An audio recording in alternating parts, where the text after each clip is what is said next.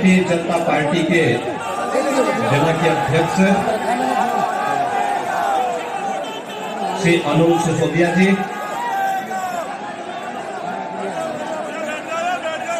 गौतम बुद्ध नगर के लोकप्रिय सांसद पूर्व केंद्रीय मंत्री डॉक्टर महेश शर्मा जी, राज्यसभा के सांसद श्री सुरेंद्र नागर जी,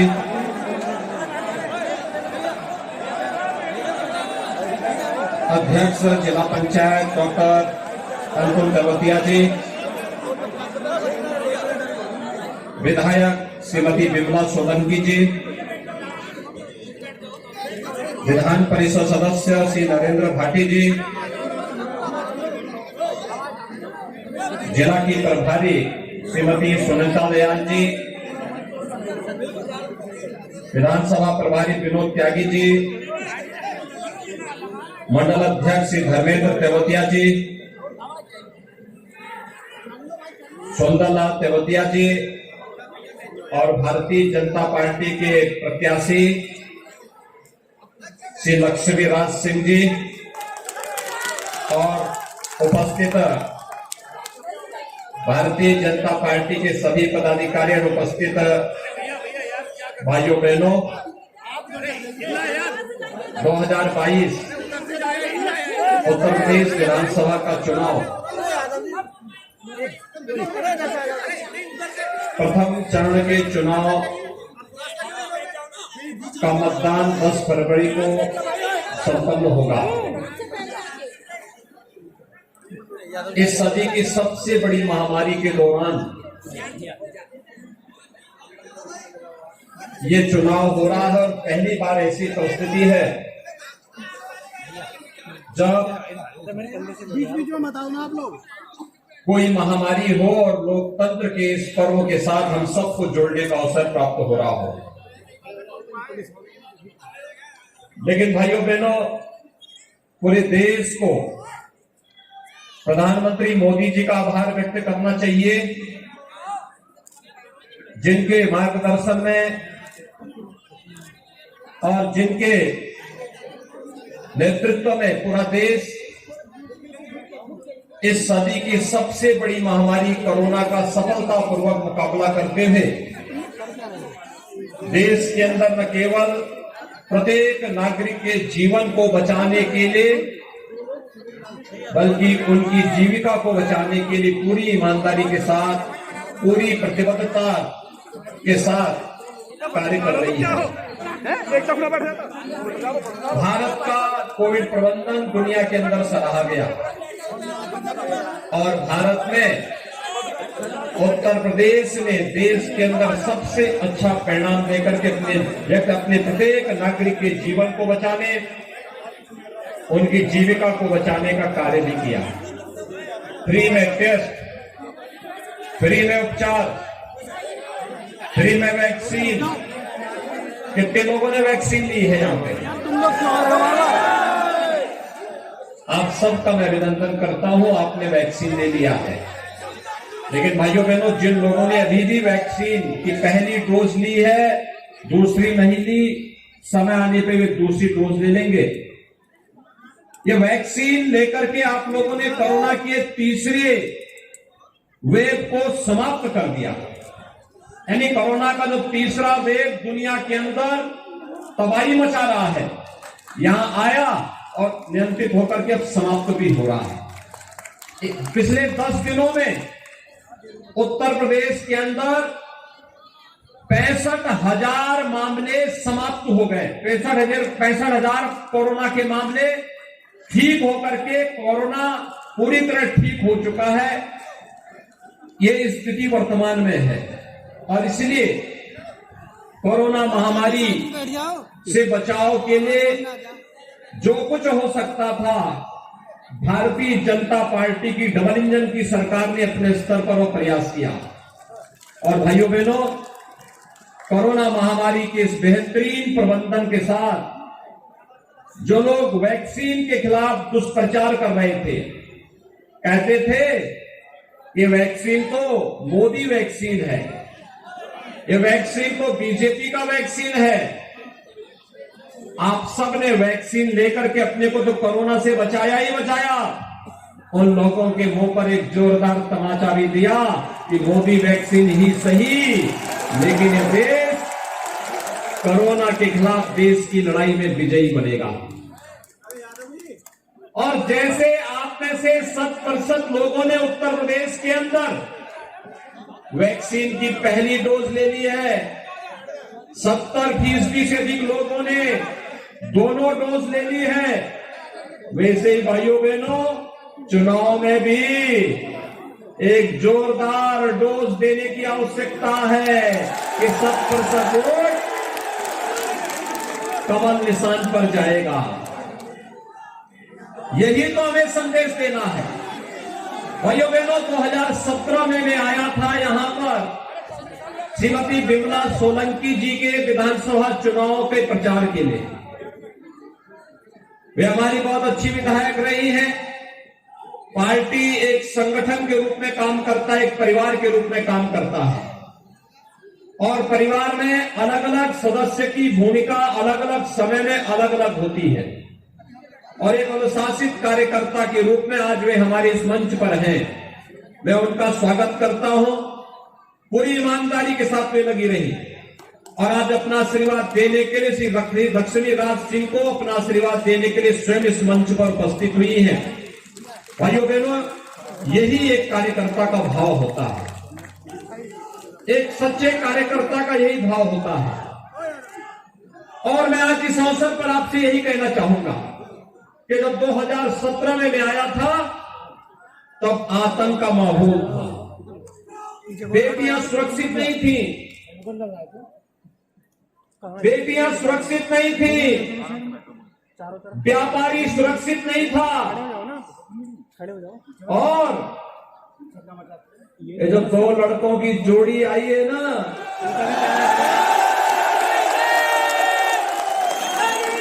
ये 2 लड़कों की जोड़ी 2017 में भी बनी थी, 2014 में भी बनी थी। 2017 में प्रदेश की जनता ने एक दिल्ली में रहने वाले और एक लखनऊ में रहने वाले दोनों जोड़ी को कहा था कि तुम जिस लायक हो ही नहीं भाई। याद करिए, मैं आपको याद दिलाने के लिए आया हूं।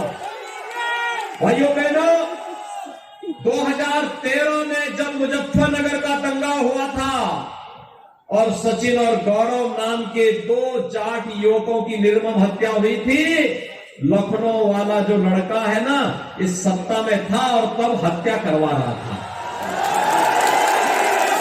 हत्यारों को प्रश्रय दे रहा था, दंगाइयों को लखनऊ में बुला करके उनका सम्मान कर रहा था।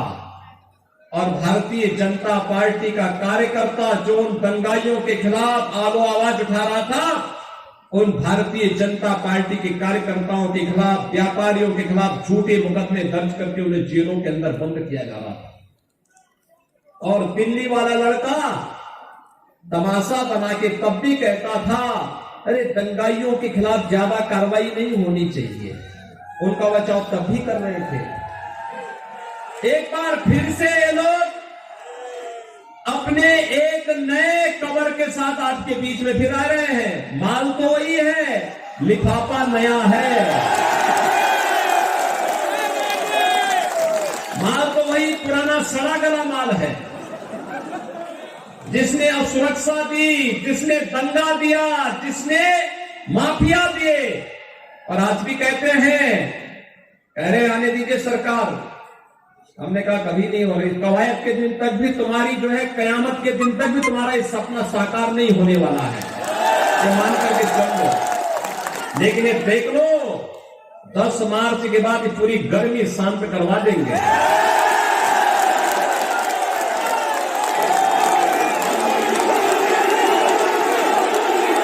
क्योंकि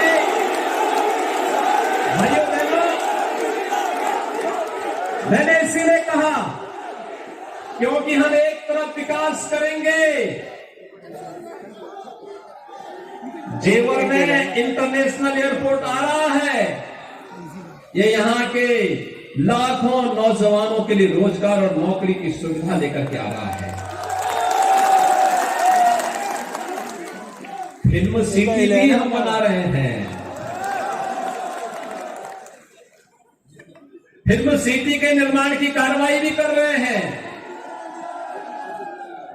और साथ साथ डिजिटल युग में सबसे बड़ी भूमिका होती है डाटा सेंटर की। डाटा सेंटर का भी निर्माण हो रहा है। पिछली सरकार तमंचे की फैक्ट्री चलाती थी और हम यहीं पे डिफेंस कॉरिडोर दे रहे हैं। डिफेंस कॉरिडोर, यहां जो तोप बनेगी ना, और जब भारत की सीमा पे गरजेगी तो पाकिस्तान के छक्के उसी में छूट जाएंगे। क्योंकि प्रदेश के अंदर कोई एक जनपद है जहां के सर्वाधिक नौजवान सेना में हैं, वह जनपद बुलंदशहर है। तो डिफेंस कॉरिडोर हम बना रहे हैं। देखो, आप अंदर समझ सकते हैं, वे तमंचा बनाते थे लूटपाट करने, राहगरी करने के लिए। हम डिफेंस कॉरिडोर बना रहे हैं देश की रक्षा करने के लिए। और हमने कहा भी देखो, विकास भी कराएंगे लेकिन बुलडोजर रुकेगा नहीं। माफिया के ऊपर बुलडोजर चलता रहेगा। दंगाइयों के फोटो फिर से लगाएंगे चौराहे चौराहे पर और नोटिस जाएगी कि तुमने इतने साल पहले दंगा किया था, अब बेटा समय आ गया, इसकी भरपाई भी कर लो। और इसलिए भाइयों बहनों, एक तरफ विकास है और विकास के साथ साथ माफिया के खिलाफ बुलडोजर भी है। ये वही चला सकता है जिसमें दम होगा। और दूसरी तरफ भाइयों बहनों, आपने देखा होगा फ्री में वैक्सीन, तो डबल इंजन की सरकार है तो डबल डोज राशन की भी हर महीने हर गरीब को दी जा रही है। पिछली सरकार में मुख्यमंत्री आता था, पहले अपना बंगला बनाता था। तो जब 2017 में पार्टी ने मुझे मुख्यमंत्री बनाया तो मैंने कहा मुझे बंगले की कौन आवश्यकता है, हम तो कहीं भी रह लेंगे, लेकिन प्रदेश में हर गरीब को मकान मिलना चाहिए। भाइयों बहनों, 43 लाख से अधिक गरीबों को हम लोगों ने मकान दिया। 43 लाख, जो कभी नहीं हुआ, वह भाजपा सरकार के समय विकास का कार्य हुआ है। 2,61,00,000 गरीबों को एक एक शौचालय दिया। 1,43,00,000 गरीबों के लिए फ्री में बिजली की सुविधा उपलब्ध करवाई। 1,21,000 मजदूरों पर विद्युतीकरण का कार्य संपन्न किया। और भाइयों बहनों, 15 करोड़ लोगों को फ्री में राशन की सुविधा दे रहे हैं। यह हमने कोई एहसान नहीं किया, इन लोगों का अधिकार था। हमने अपनी जवाबदेही और अपने धर्म का निर्वहन किया है ये सब कार्य करके, क्योंकि जनता ने इसीलिए चुना भी था। लेकिन भाइयों बहनों, इससे पहले पैसा जाता कहां था? इससे पहले ये पैसा समाजवादी पार्टी के इत्र वाले मित्र के घर में पहुंच जाता था। इत्र वाले मित्र के घर में पैसा जाता था और इत्र वाले मित्र पैसे से पूरे खानदान को यूरोप का टूर कराते थे। यूरोप का पैसा जनता का और टूर समाजवादी यूरोप में निकले हैं। कहेंगे समाजवादी, नाम समाजवादी, काम दंगावादी और सोच परिवारवादी। यानी सोच परिवार से बाहर नहीं। अवसर मिलता था तो हिंदुओं के खिलाफ दंगे करवा करके व्यापारियों के प्रतिष्ठान को जलाते थे, लूटते थे। 5 साल में आपने कोई दंगा देखा यूपी में? दंगा हो ही नहीं सकता, क्योंकि दंगाइयों को ही मालूम है 7-7 पीढ़ी भूल जाएगी, भरपाई नहीं कर पाएगी और उल्टा जेसीबी और बुलडोजर अलग से चल जाएगा। ये लोग कांवड़ यात्रा को रोक देते थे। भाइयों बहनों, आज तो कांवड़ यात्रा को कोई नहीं रोकता है ना, आज तो सुरक्षा का कोई भय नहीं है ना, आज तो बेटी स्कूल जा सकती है ना, आज तो गरीब को राशन मिल रहा है ना। तो भाइयों बहनों, इसलिए हम कर पाए क्योंकि आपने भारतीय जनता पार्टी के विधायक चुनकर दिए। ये हमारी ताकत थी और सरकार उसी बनकर कार्य करती है। और इसलिए भाइयों बहनों, आज हम सब आपके बीच आए हैं। श्री लक्ष्मी राज सिंह को भारतीय जनता पार्टी ने अपना प्रत्याशी बनाया है और भाइयों बहनों, उन्हें यहां के दोनों सांसद डॉक्टर महेश शर्मा जी ने भी और नागर जी ने भी उन्हें अपना आशीर्वाद दिया ही है, लेकिन हमारी वर्तमान विधायक श्रीमती बिमला सोलंकी जी ने भी उन्हें अपना आशीर्वाद देने के लिए आज इस मंच पर यहां पर उपस्थित हुई है। और इसलिए मेरी आप सबसे अपील है कि 10 फरवरी को बड़ी सभाएं भले ही नहीं हो पा रही हैं, लेकिन आपका उत्साह इस बात को बताता है, क्या आपका उत्साह बताता है कि भीड़ हमारे लिए 1.5 लाख से ज्यादा है, क्योंकि आपका उत्साह 1.5 लाख लोगों को जोड़ने की क्षमता रखता है। एक वोट बीजेपी तक प्रत्याशी के समर्थन में, कमल के निशान में आपके नातेदार, रिश्तेदार, मित्र, शुभचिंतक, परिचित कोई कहीं भी रहता हो उत्तर प्रदेश में, फोन करिए, फेसबुक के माध्यम से, व्हाट्सएप के माध्यम से, इंस्टाग्राम के माध्यम से, मैसेज के माध्यम से, जैसे भी हो सकता है उन लोगों तक संदेश पहुंचाइए। प्रदेश की सुरक्षा के लिए भाजपा आवश्यक। ये जो लाल टोपी है ना, ये रेड अलर्ट है। हिस्ट्री सीटर और मुजफ्फरनगर के दंगों से जिन हिंदुओं का रक्त बहा था, उनके खून से रंगी हुई टोपी है वो। राम भक्तों के खून से सनी हुई टोपी है। इसलिए अलर्ट, लोगों को अलर्ट कर देने की आवश्यकता है। इसका मतलब दंगा, इसका मतलब पेशेवर माफिया और इसका मतलब अवसरवादिता। ये लोग कोरोना में कहीं दिखाई दिए थे? कभी नहीं। संकट में नहीं आएंगे, चुनाव के समय ही दिखाई देंगे। और भाइयों बहनों, यही अपील करने के लिए आया हूं। हम लोग संकट में भी थे और चुनाव के समय भी है। 10 मार्च का फिर शानदार तरीके से सरकार चलेगी, विकास भी होगा, नौजवान के लिए रोजगार भी आएगा, किसान के उन्नयन के लिए भी कार्य होगा, बेटियों की सुरक्षा की पुख्ता व्यवस्था भी होगी और बड़े बड़े हाईवे, गंगा एक्सप्रेसवे तो हम मेरठ से बुलंदशहर होते हुए प्रयागराज तक लेके जा रहे हैं। इस बड़े बड़े कार्य भी होंगे और साथ साथ माफिया के घर पर बुलडोजर भी चलने का क्रम जारी रहेगा। और यही आश्वासन देने के आज मैं आया हूं। श्री लक्ष्मी राज सिंह को भारी बहुमत से चुनाव विजयी बनाने की अपील आपसे करने के लिए आए हैं।